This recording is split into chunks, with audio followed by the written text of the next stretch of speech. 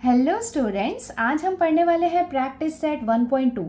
I hope आपने इससे पहले वाला मेरा लेक्चर 3 का वीडियो देख लिया है, जिसमें मैंने आपको टाइप्स ऑफ सेट और इक्वल सेट्स को एक्सप्लेन किया है। अगर आपने लेक्चर 3 का वीडियो देखा है तो इसको सॉल्व करना बहुत ही ज्यादा इजी है, आपको तुरंत समझ में आ जाएगा।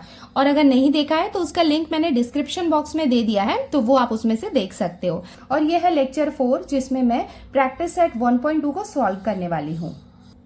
देखो यहाँ पे फर्स्ट क्वेश्चन हमें क्या दिया हुआ है, decide which of the following are equal sets and which are not. देखो यहाँ पे सेट ए, सेट बी और सेट सी, यहाँ पे हमें 3 सेट्स दिए हुए हैं और हमें ये बताना है इसमें से कौन से इक्वल सेट्स है, मतलब आपस में एक दूसरे के इक्वल है। जस्टिफाई योर आंसर, और हमें क्या करना है, आंसर को जस्टिफाई करना है। तो चलो स्टार्ट करते हैं इसको सॉल्व करना। देखो क्वेश्चन नंबर 1 में हमें 3 सेट्स दिए हुए हैं, सेट ए, सेट बी और सेट सी। तो हम क्या करेंगे, ये कर्ली ब्रैकेट के अंदर या तो स्टेटमेंट हो सकता है या कोई इक्वेशन होगा, तो उसको हम सॉल्व करेंगे और उसके बाद देखेंगे कि ब्रैकेट के अंदर वैल्यू क्या आ रही है। मतलब अगर सेट ए, सेट बी और सेट सी तीनों के जो एलिमेंट्स होंगे कर्ली ब्रैकेट के अंदर अगर सेम होंगे तो वो क्या होंगे, इक्वल सेट्स होंगे। तो चलो इसको सबसे पहले हम सॉल्व कर लेते हैं। तो देखो यहाँ पे हमें एक इक्वेशन दिया हुआ है जिसको हम सबसे पहले सॉल्व कर लेते हैं। तो इसको हम लिखेंगे हियर। तो ये इक्वेशन को सॉल्व करने वाले हैं, तो हम इक्वेशन लिख लेते हैं 3x - 1 = 2। अब हम क्या करना है, हमें x की वैल्यू निकालनी है। तो इसको हम कैसे सॉल्व करेंगे, 3x = ये हो जाएगा 2, ये माइनस है, राइट साइड में आके ये प्लस हो जाएगा, तो इसको हम लिख लेंगे +1। तो हम लिख सकते हैं देयरफॉर 3x = 2 + 1 कितना हो जाएगा, 3। देयरफॉर x = कितना हो जाएगा, 3/3। इसको हम डिवाइड कर लेंगे तो ये हो जाएगा 3 1 जा 3 1 जा। इट मीन्स हमें x की वैल्यू कितनी मिल गई, देयरफॉर x = हमें कितना मिल गया, 1। तो चलो अब इसको लिख लेते हैं, देयरफॉर a = यहाँ पे हमने ये कर्ली ब्रैकेट को ओपन किया और देखो इसको हमने सॉल्व किया तो हमें वैल्यू कितनी मिली, 1। तो यहाँ पे हम कितना लिखेंगे, 1। उसके बाद ये कर्ली ब्रैकेट को हम ऐसे क्लोज कर लेंगे। तो अभी हमें a का एलिमेंट मिल गया है, ऐसे ही हम b और c का एलिमेंट भी निकाल लेते हैं। अभी देखो ये b का स्टेटमेंट हमें क्या दिया हुआ है, x such that x is a natural number but x is neither prime nor composite.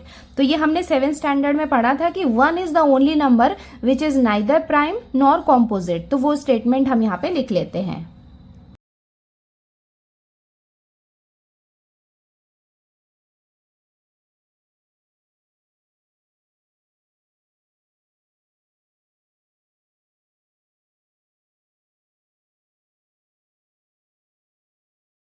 It means हमें x की वैल्यू कितनी मिल गई है, देयरफॉर हम लिख सकते हैं x = यहाँ पे x ही दिया हुआ है ना, तो x की वैल्यू कितनी हो जाएगी, 1, क्योंकि 1 ही है ऐसा नंबर जो प्राइम भी नहीं होता है और कॉम्पोजिट भी नहीं होता है। तो अब हम इसको सेट के फॉर्म में लिख लेते हैं, therefore set b = curly bracket के अंदर यहाँ पे क्या आ जाएगा, 1। नाउ अब हम सेट c का स्टेटमेंट भी लिख लेते हैं। देखो सी पार्ट में हमें क्या दिया हुआ है, x such that x belongs to natural number, मतलब x जो है वो नेचुरल नंबर को बिलोंग करता है। और यहाँ पे हमें वैल्यू दी हुई है कि x इज लेस देन 2, मतलब 2 से छोटा होना चाहिए। और हमें पता है कि 2 से स्मॉलर नेचुरल नंबर क्या होता है, सिर्फ 1 होता है। तो नेचुरल नंबर जो होते हैं वो 1 से स्टार्ट होते हैं, ये हमें पता है। तो यहाँ पे क्या होगा, सिर्फ 1 आएगा।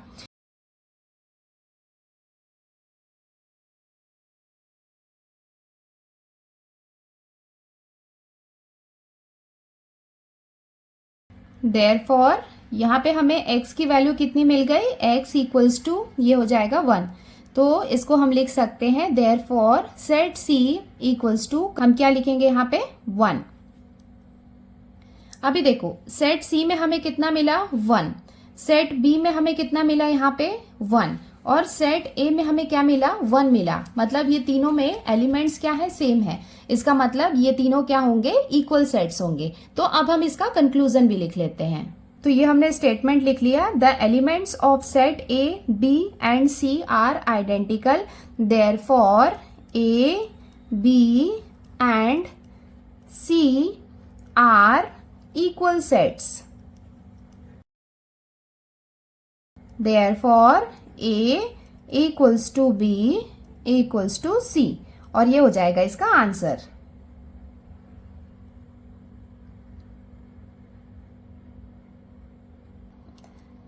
अब हम आते हैं क्वेश्चन नंबर 2 में। देखो यहाँ पे हमें क्या दिया हुआ है, decide whether set A and B are equal sets, मतलब सेट ए और सेट बी दोनों इक्वल सेट्स हैं या नहीं, ये हमें डिसाइड करना है। Give reason for your answer, और हमारे आंसर के लिए कि ये दोनों इक्वल है या नहीं है उसका हमें रीजन भी देना है। देखो यहाँ पे ए हमें दिया हुआ है इवन प्राइम नंबर्स, तो यहाँ पे क्या है, इवन प्राइम नंबर्स, तो हमें पता है कि इवन प्राइम नंबर्स क्या होता है, सिर्फ 2 होता है। b इक्वल्स टू, यहाँ पे हमें इक्वेशन दिया हुआ है, तो इक्वेशन को हम सॉल्व करते हैं कि इक्वेशन की वैल्यू क्या आती है, उसके बाद हम डिसाइड करेंगे कि ये इक्वल सेट्स हैं या नहीं है।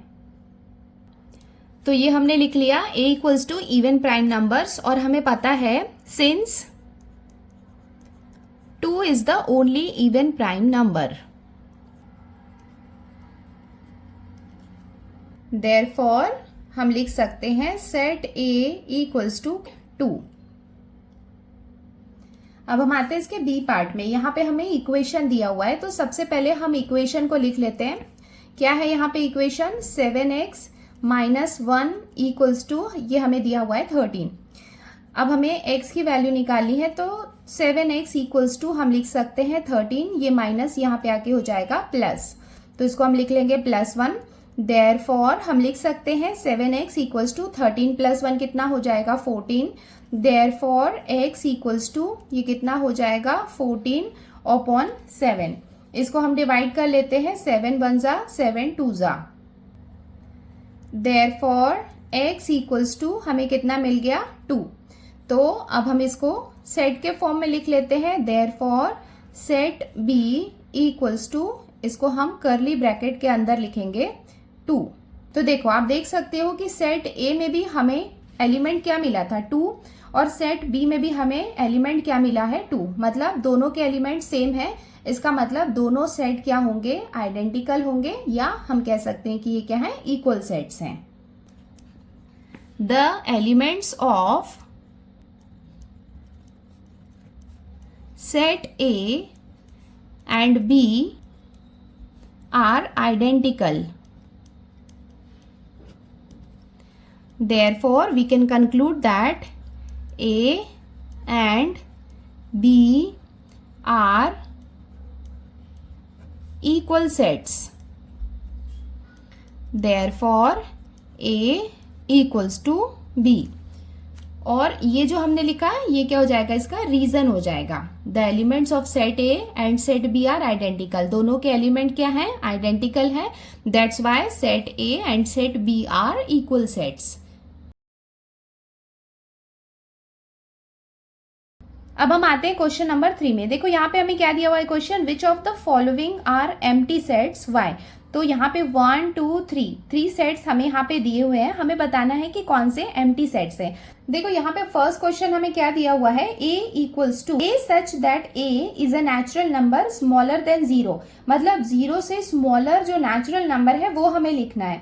और हमें पता है कि नेचुरल नंबर 1 से स्टार्ट होते हैं, तो 0 से स्मॉलर नेचुरल नंबर पॉसिबल ही नहीं है।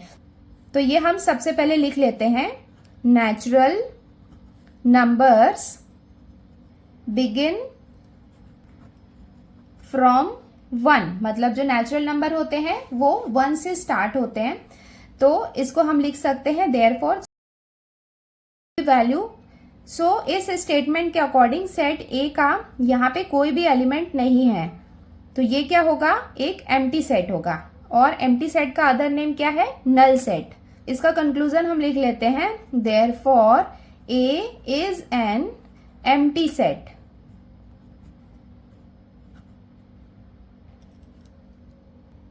देखो सेकंड हमें क्या दिया हुआ है, set B equals to X such that X square हमें कितना दिया हुआ है 0।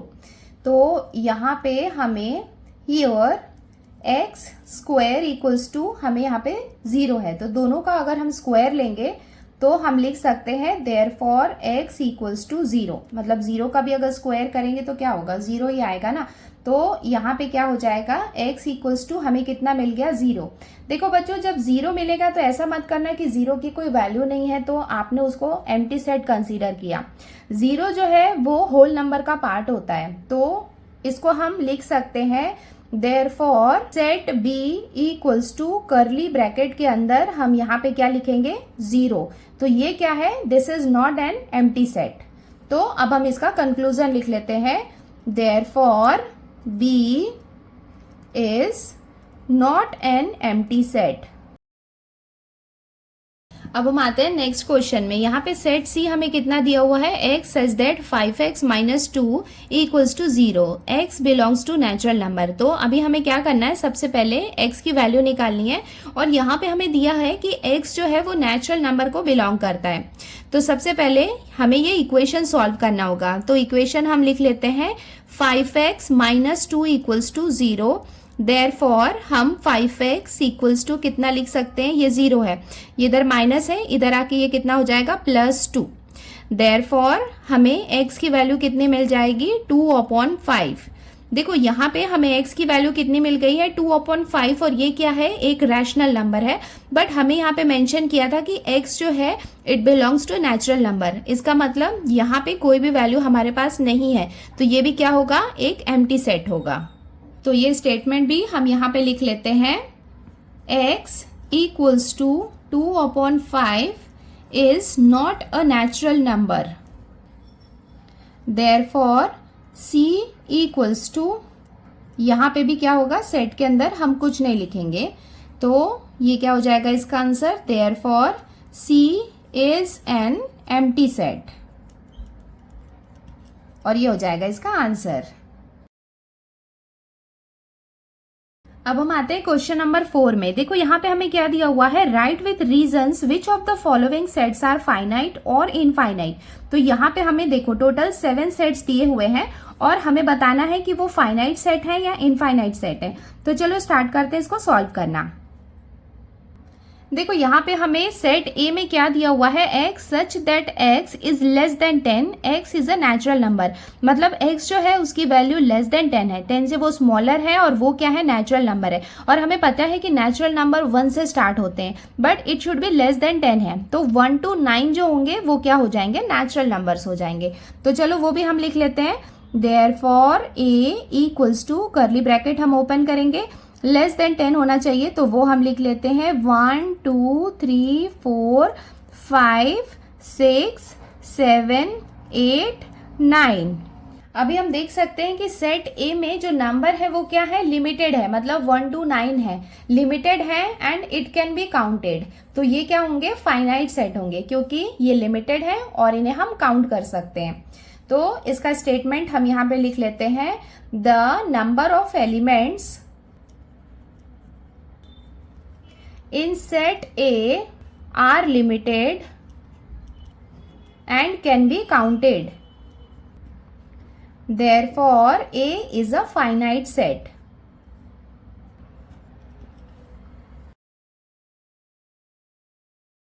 नाउ सेकेंड क्वेश्चन में हमें सेट बी इक्वल्स टू दिया हुआ है y such that y is less than -1, मतलब -1 से लेस है, y इज एन इंटीजर। तो यहाँ पे y क्या है, इंटीजर है विच इज लेस देन -1। देखो -1 से छोटे इंटीजर्स कौन कौन से होते हैं, -2 -3 -4, बट कहाँ तक है ये हमें यहाँ पे मेंशन नहीं किया है। तो यहाँ पे इसको हम लिख सकते हैं, therefore b equals to curly bracket को हम ओपन करेंगे, उसके बाद यहाँ पे ये -2 से स्टार्ट होगा, मतलब -1 से छोटा क्या होगा, -2 होगा, उसके बाद होगा -3 -4, बट कहाँ तक है ये हमें मेंशन नहीं किया है, मतलब ये क्या होगा, इनफाइनाइट होगा।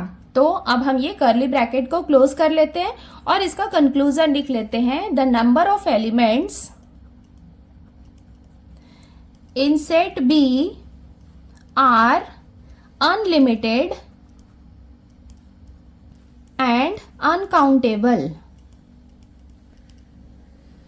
Therefore, B is an infinite set. देखो ये इनफाइनाइट सेट होगा ना, बिकॉज कहाँ तक इंटीजर्स हैं नेगेटिव ये ऐसा मेंशन नहीं किया है, तो वो क्या होगा, इनफाइनाइट सेट होगा।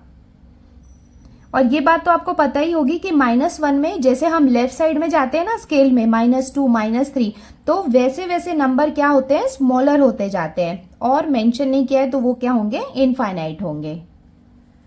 देखो थर्ड में हमें क्या दिया हुआ है, C equals to set of students of class 9 from your school, मतलब आपके स्कूल में 9th स्टैंडर्ड में कितने स्टूडेंट्स हैं उसका सेट।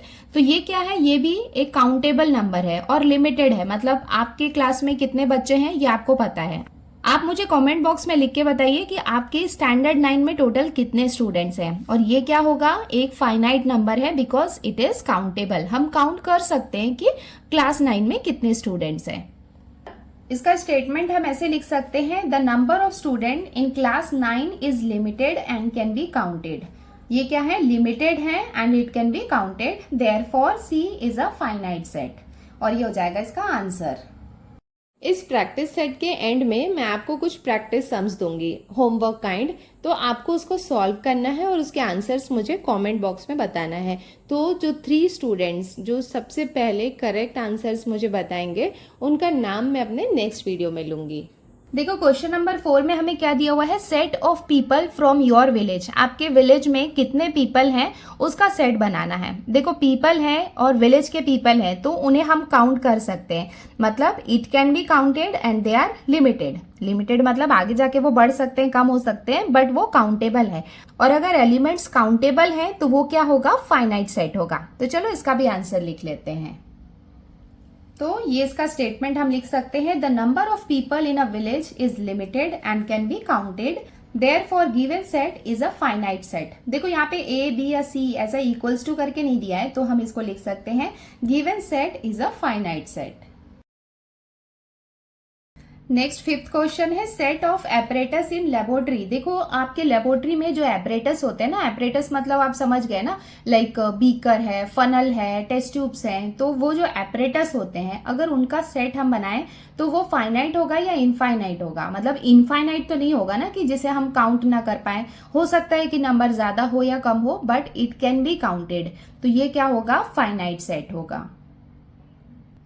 तो इसका स्टेटमेंट हम ऐसे लिख सकते हैं, the number of apparatus in the laboratory are limited and can be counted, therefore given set is a finite set.